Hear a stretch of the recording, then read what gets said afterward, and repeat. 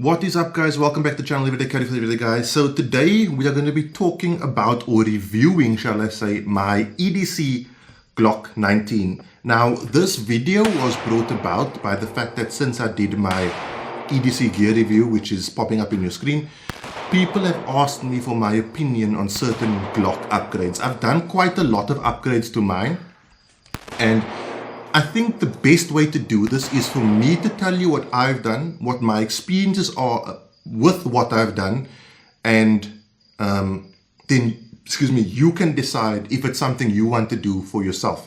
That way, everyone is right and no one is wrong, which is the way I love it, because I don't like recommending things to people. We're going to start off from the top and work our way down. Red dots. This is what it looks like to look through a red dot. Now please excuse my accuracy here. It's almost impossible to shoot while looking through a lens through a red dot. I need to target. For me, it's very, very difficult. But this is what it looks like. And what I want you to notice is that dot can be anywhere in the window and you can pull the trigger. Also look at the target. That's what my targets look like. I don't train to hit that bullseye every single time. I train till something breaks, then I take a step back. And generally, if you ever find me on the range, I'm on the range every single Friday. Those are what my targets will look like. I don't train for self-gratification. I train till something breaks and I take it a step back. So my targets never look perfect. Now the red dot I run is the 407C, the Holosun 407C. I wanted a 2 MOA dot. The 507C doesn't have a 2 MOA dot option. My previous dot was a 3.5, so I didn't want to go for the same thing just in a different brand. I wanted a 2 MOA dot. Also, the 407C is cheaper, and I'm not one of those YouTube guys that believe you must have the most expensive of everything. If you can get a deal, go for the deal, right? Having said that, if you've got a 507, a RMR, a Delta Point, an Acro, whatever the case may be, guys, you all have great red dots, right? Everyone is right, no one's wrong. This is my particular preference. Your particular preference is the perfect preference for you. The way the dot is mounted, this is a standard Glock 19 Gen 4, right? It's not a MOS, but I mold my slide for the Glock MOS plates, which are these plates. Now, there's an advantage and disadvantage. The advantage is no matter what sight I have, or no matter what sight I want. For example, my first ever red dot was a mini shot M-Spec, and as you can see, it fits onto this plate, and this plate then goes into my firearm. So pretty much any single sight, the red dot, I want that's on the market that has ever been made or will ever be made, I can fit to my firearm, because almost 100% chance that all red dots will cater to one of these MOS plates. I have all of them, which is a good deal. So if I decide I don't like the Holosun and I switch to a Delta Point, I can do so. I've got the different plates. Now the downside of that is you are now taking something that you're basically adding a layer to something. If you mount your dot directly to the slide, there's less things that can go wrong. You now have a dot mounted to a plate mounted to a slide. The flip side is your dot also sits higher on your slide, which brings me to my second point, suppressor height sights. Suppressor height sights allow you to what's called co-witness. People think, I've heard so many people say co-witnessing is slaving your red dot to your front sight. That's not co-witnessing. My red dot does.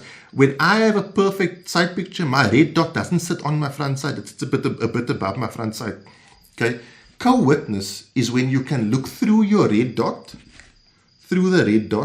and you can still see your rear and front sight. So if your red dot fails to appear, you can use your backup iron sights and shoot as you would if you didn't have a red dot. Another advantage is if your presentation is off for whatever reason, let's say it's off to the side. If you have a red dot, like my presentation is off now, right? If you have a red dot, that dot isn't in the window, there's nothing. But I can see my front sight, it's off to the left-hand side. So I use that as a reference and I straighten it, and then my dot appears. So having suppressor height sights allows you also to, especially when you're learning to use a red dot, to have that point of reference as to where your dot should be or why it's off one side or the other. Okay, guys, my whole firearm, except obviously for the Holosun and the Surefire and the Magwell, which we'll get in a second, my entire firearms modification is done by SA laser engraving, except for the iron sights, which is done by Jonker and Sons. Also, guys, the firearm is empty and safe, and so is the mag and all the mags. So don't stress about that. I'm going to have to be manipulating this firearm, so we are safe. Okay. The next thing I want to talk to you about is my slide. Now, there's a couple of things done. Firstly, I have front slide serrations on either side. I also have top texturing on top of my slide, and I have a 45-degree slide cut. Okay, the serrations and the texturing are for front slide manipulation. That's good for press checking. You can even rack your slide off the front. It just means that my hands are sweaty for whatever reason. If there's blood on them, if there's water, whatever the case may be, especially if you're wearing gloves, there's purchase for me to be able to press check that sucker. Now, if it's dark, you press check differently because you can't see, but we're not going to do that. That's the purpose of the front slide. The 45-degree slide cut on either end, that lightens my slide. Now, if you lighten your slide, theoretically, it's going to assist you with recoil mitigation. Recoil is basically the reciprocation of your slide. What happens is firearm goes bang, slide goes back, it breaks at your wrist, and you get that. That's what we consider the lay term for recoil. Having a lighter slide means there's less force going back, which allows you to mitigate recoil. You can't control recoil, it's too fast, it's too powerful. You can mitigate it, and the purpose of mitigating recoil is that you can bring your sight back onto your target quickly for follow-up shots. Now, some people have windows cut out of their slide, especially things like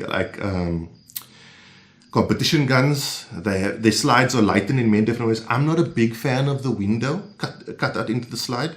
I do like this method of slide cutting where you just take 45-degree angle off the top. It also allows you to wrap your hand around the top more easily for front slide manipulation. If you have a window, no problem, guys. 100% perfect. Don't stress about it. You've got a good firearm. The color, when you have slide work done, they need to re-Cerakote your firearm. Cerakote is basically a protective coating. So you pick whatever color you want. It's not going to make you any better or worse. You can pick black. The only thing is, if you pick multicam black, you will be about 0.5 of a second faster to your first shot. It says so in the Geneva Convention. Okay. Now, the next thing is the stippling on the frame. So I've got a basket weave stipple on my frame. I also have the finger grooves removed, and I have a trigger guard undercut.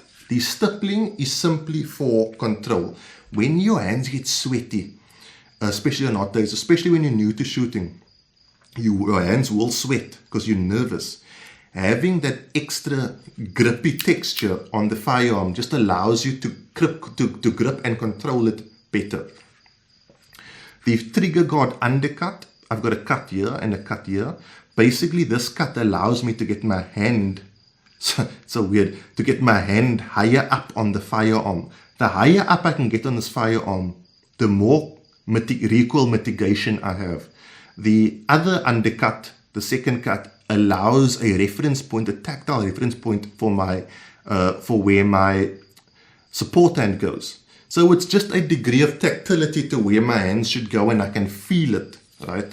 So that's the undercut. The finger groove removal, guys, for some people, the finger grooves on a Glock 19 Gen 4 is perfect. For others, it doesn't fit the hand. My fingers would literally sit on top of the grooves. It just did not work for me. So I was very happy to have those finger grooves removed. Weapon mounted light. My weapon mounted light is a Surefire X300. I have the Streamlight TLR7A. I have various O lights. I have power tacks. I have thrust fires. I've got pretty much every weapon mounted light readily available in South Africa. So I would say it almost doesn't matter which weapon mounted light you run. The Surefire X300 is, in my view, considered, and I can agree with it, the gold standard of pistol weapon mounted lights. The advantage of weapon mounted light is as follows. One, If it is a low light environment, which is where most crimes occur, you can have both hands on the firearm and have a light so you can identify what you're shooting at, right? 2, if your support hand needs to be doing something like grabbing your little child, you can flick that light on and you've got light with your support hand doing something else. If you have a handheld light and no weapon mounted light, it means you can't open a door. You're going to have to put one of those guys down to open a door, or to grab a person, or to grab your wife, or whatever the case may be. So for me, a handheld light is mandatory. A weapon mounted light is extremely highly recommended. It's just, there's so many advantages. And if you've got a Streamlight TLR7A, guys, it's that thing is so small that you can't say you can't carry it, right? It takes up virtually no space on your firearm, and the difference in comfortability is minute. Okay, Magwell. I have a Magpul GL enhanced Magwell. Do enough 1 reload, 1 drills, and you will truly begin to appreciate the value of a Magwell. Now, there's a pro and con here. Let me talk about the pros first. Firstly, for me, it just helps the firearm fit my hand. Do you see this little rim that just supports my pinky finger? I don't know, it could be mental, but I really believe it helps the firearm fit your hand. But its main purpose is to allow for easy reloads, right? And I would mess one up. But the point is, if I didn't have this Magwell, that reload probably wouldn't have gone into the firearm, right? The Magwell flares and smooths out the bottom of your Glock 19. Now that does come with a catch. If you use a normal 19 mag, do you see how it sits so beautifully? But if you need to strip it, you don't have a lot of purchase on it. Okay? You need to strip your mag. Now people might say, how often you need to strip your mag? You will need to strip your mag at some point in your life, especially if you're training outdoors. The reason I say that is you on the range, right? And you go bang, bang, and you drop it on the floor and it falls in sand or mud, whatever the case may be. And you reload, and now you pick up your mag, you put it back in, and now you got sand and mud in there. And all of a sudden you press the button and the mag doesn't come out. Now you need to strip that mag. My mitigation for that is on my primary, I carry a +2 base plate. So if I need to strip, I can grab and pull. Right, I've got enough to grab onto. And my backup or secondary mag is a Magpul P mag, but a 17 round P mag. So I've got enough to pull on there to strip. I carry my firearm in a southwest holster, and as you've seen from all the B-roll footage, it conceals perfectly in this configuration. And why not have more rounds? More rounds better than less rounds, right? So my ammo, Winchester Ranger 127 grain plus P. I don't care what ammo you carry, guys. As long as you are carrying a firearm with ammo, I'm A-okay. All my internals are stock. Last year I did a Glock masterclass course. Let me tell you, Gaston Glock is a genius. What is inside here is a perfect amalgamation of function, survivability, and ruggedness. One of the things I do also want to add is with a red dot, you can rack your slide off objects much easier, which is to say you can more easily manipulate your firearm with one hand.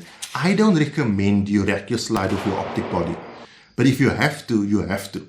That is my Glock 19. I run it in a Southwest Holsters Rattler 2.0. Thank you for taking the time to watch this video. If you do enjoy this kind of things, I put out at least one video every single week that is EDC related. Please consider subscribing. If you have already subscribed to my channel, please consider subscribing to another EDC channel. The world needs everyday carriers right now. Okay, tyranny is taking over. We need the everyday carry mindset and skill set in the world. We need more people who are civilian first responders. So please support guys like that. That is it, guys. I will see you soon for a vlog or a review. Have a good week. Be safe, train hard. Cheers. God bless.